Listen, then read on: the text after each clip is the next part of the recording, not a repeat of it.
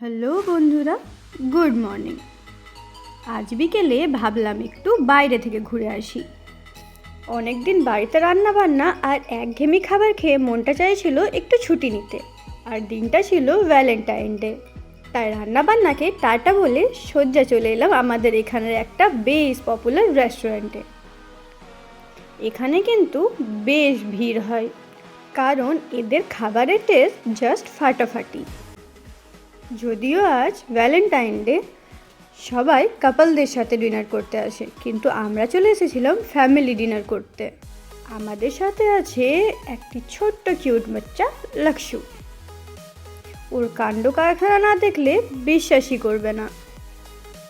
ফটোশ্যুটের জন্য সব সময় রেডি, আর গান বাজলে তো ডান্স করার জন্যও রেডি হয়ে যায়। ওকে দেখে মনে হচ্ছে ঠিক যেন দোকানে সাজিয়ে রাখা চাবি দেওয়া পুতুলগুলো থাকে না, একদম তেমনি। কেমন পোজ দিয়ে দাঁড়িয়ে আছে দেখেছো? ওর ফটোশ্যুট শেষ হওয়ার নামই নেই।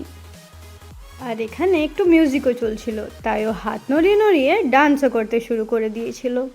যাই হোক, ওকে শান্ত করিয়ে এবার খাবার অর্ডার দেওয়া হয়েছিল।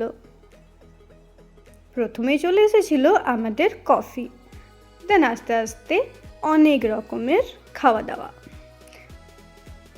খাবারগুলো এতই না টেস্টি ছিল কি সেগুলোর ভিডিওর ফটোজ নিতে একদমই ভুলে গেছি।